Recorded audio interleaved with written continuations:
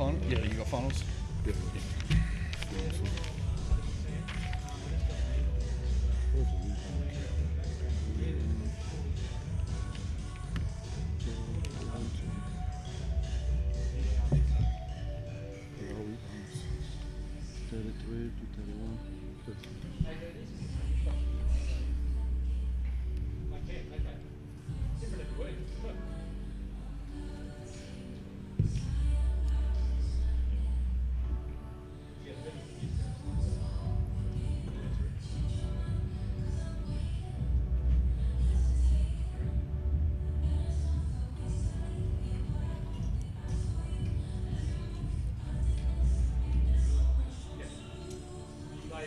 They shot the ball 63% in the first quarter, and what they were cruising with the boys really turning it around, played some excellent defense, shared the ball brilliantly, and it's another great road for you. Yeah, you know, that first quarter was a bit alarming.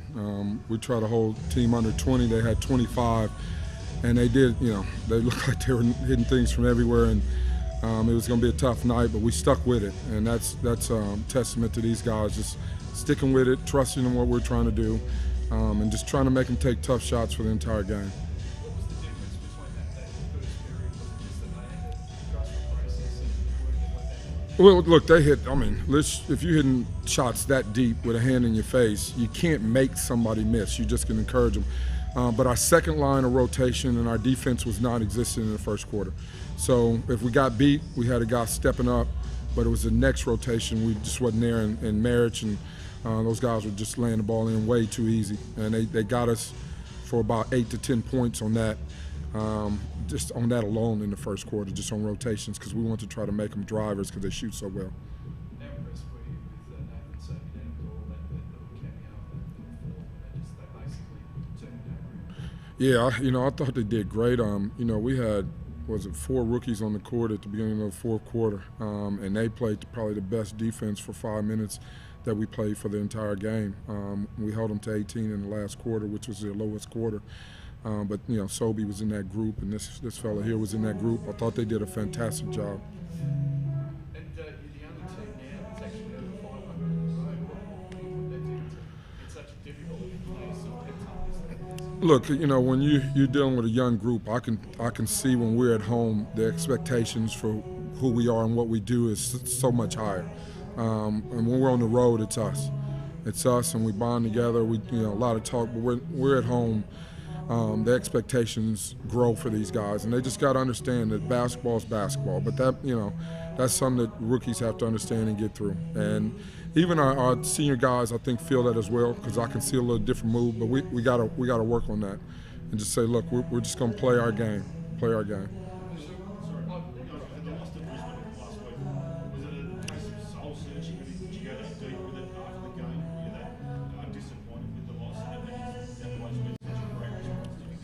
Look, I was disappointed with how we lost. You know, I've coached long enough to learn to accept a loss, even though they don't feel good and they hurt. We didn't come out and play, and it was some issues that we need to address, and we didn't come out and play with the intensity we needed to play with. We didn't fight. We didn't stick to a process. We didn't trust each other, and we talked about it. And we seen how evident it was. Once we showed it on video, they couldn't hide. And so they rallied after that, and they come together. Have you been really, is that just making that much more pleased with the way you played this week? Yeah, for me, I can go back and say, see, this is a video where we didn't do. Here's 2 videos where we did do. And you beat, you know, the 2, you know, I don't know. I know this was a top team. Brisbane was in the top 4. You beat 2 top 4 teams. So that should be encouraging for them to continue.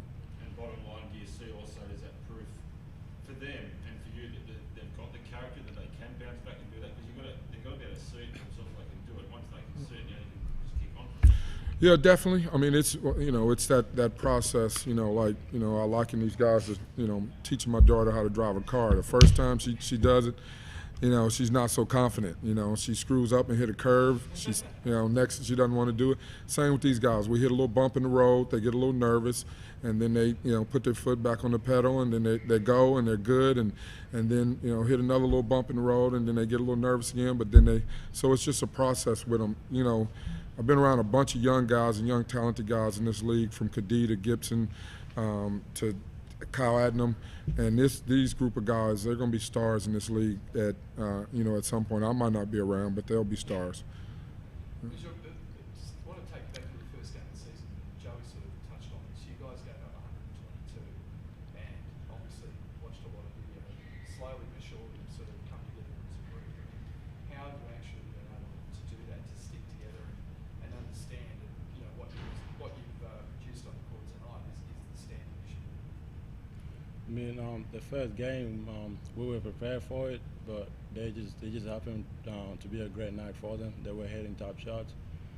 We tried to follow the scouting report. We stuck to it, but they were just playing great basketball. But over the course, we're just trying to follow what the coach say and just trying to stick to it.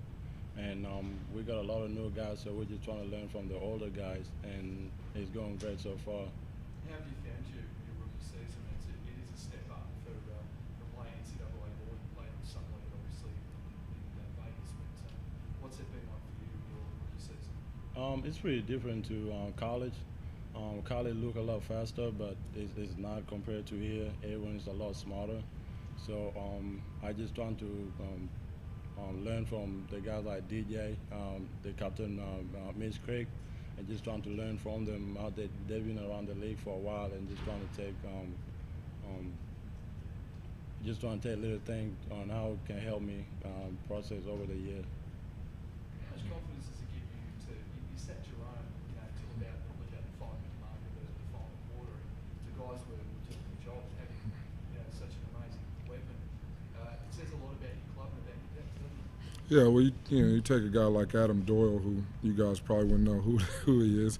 Little fella, he works hard every day in training. He's been with us, with our group now for 4 years. So he's been around just, training every day and getting shots up and working his butt off. And so he knows exactly what we want out there. And he stepped right in and played some good ball. Thought he had some big shots. He got us into things we needed to. He directed on the defensive end and got us in his position. So it does say a lot about guys like that who, just put in the time and work and they get better. Thanks, guys. Sorry, just got music, but thanks, Joey. Music. Oh, jeez.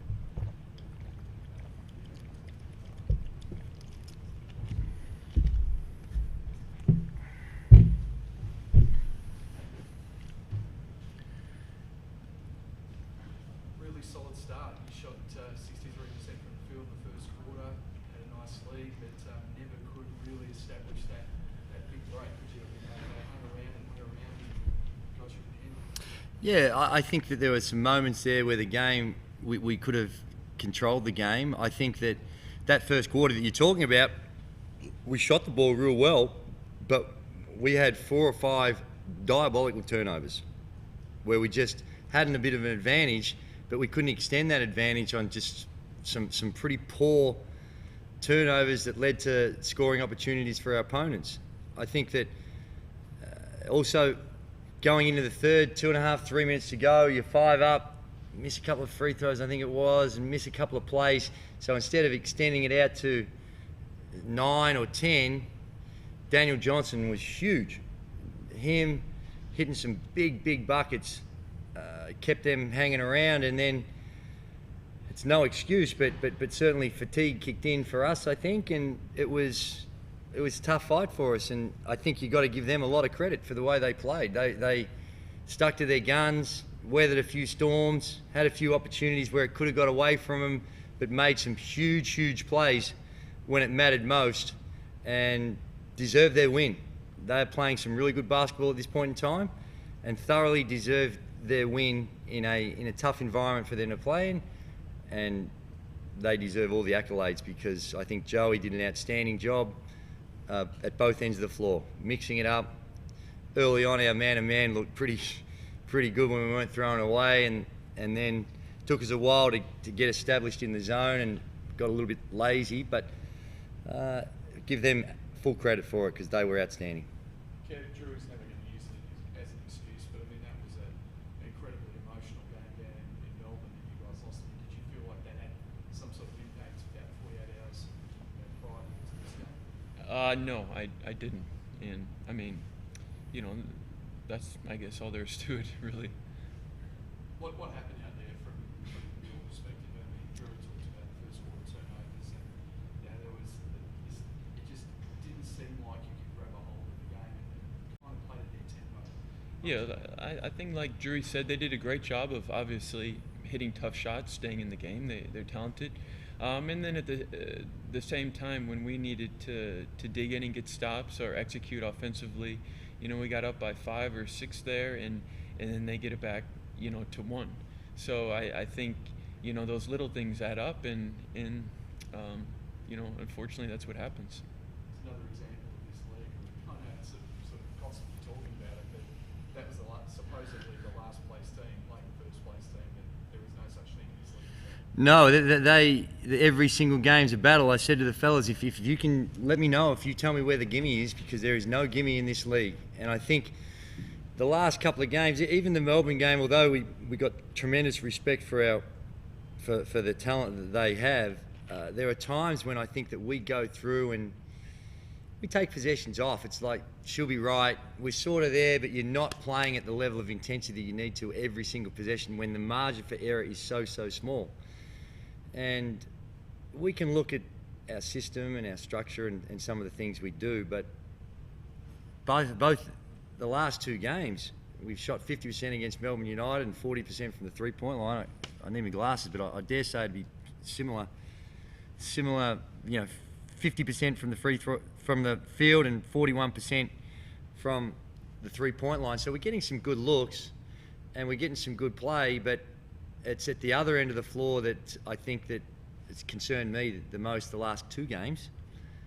We've seen some signs of it, and sometimes your athleticism just prevails. And against Perth, I thought our defence was outstanding. But against Melbourne, when we needed desperate stops, they get too many easy baskets at critical plays. And similarly tonight, there were critical plays, and when we desperately need stops, and if they make shots like Daniel Johnson made a couple of those, you go, well done. But some of them they got were absolute gimmies. A couple of the underneath out of bounds plays were just absolute gimmies when breakdowns, and I think that's a lot concentration, a level of urgency, the communication, those things that we need to work on in order to try and avoid those situations. But we're in. Well, I don't think is there a middle of the pack, because it's a pack. There's no middle now. Everyone's the same. So there's this massive pack that's out there right now. We're ahead of schedule for most because we played half our games. 8 and 6 is not good enough for us. 8 and 6, you replicate that and you go, oh, okay, you replicate that, yeah, that might get you in the finals, but it's not good enough if you want to be a serious contender. And greatest respect to our opponents, but we've got some challenges, and we've got to look in the mirror and figure it out in order to make sure that we give our best chance to make something of this season. Otherwise, we'll be just one of those in a battle down to the wire, and it's a toss of the coin. We don't want a toss of the coin. We want to make sure that we can play to a level where our talent level can prevail, and we're not doing that right now. You've got a week to prepare for Illawarra, who are absolutely on fire. They are. Break that amazing losing streak of theirs in Perth. I mean, how important is this week going to be? Really, in the course of the season, as you said, you're halfway done. So this really is Yeah. standards for the next the second half of the season, isn't it? Yeah, a real difficult challenge. Bevo's got his team and his guys playing well. I watched that game and I look at some of those players, and you know, Kev can speak for Bevo himself that some of the guys on his team, he gets them to believe and play to a level which is extraordinary. And I've got great admiration for what he has been able to do, and Joey, all the coaches. But what Bevo's doing right now is spectacular. The way he's got his team playing and going down to their place on a Monday night, it's a tough one for us. And they're going to shoot it up. They're going to run the floor like these guys do really, really well. And if we don't bring the energy level and we just go around at modest intensity, we'll lose. It is absolute. We will lose. We are. Despite what some of the people might say, we don't have just enough talent. You can just roll the balls out and say all the very best talent will prevail. We're not that good. And in fact, right now, we're middle of the pack. We're amongst the pack. And forget about what the reputation say. It's what the record says. And the record says we're modest. And we've got to try and change that so we're good. We want to be good. This guy's very good. I thought Kevin and Alex's marriage tonight were just played with that energy and that commitment that you'd like to see brush off in some of the other guys. But they're leaders. They'll get them cranked up. I've got to get them cranked up. A few tweaks here or there. It's not like we're miles away from it, but we're far enough that we need a lot of work. Thanks, guys. Good job, boys.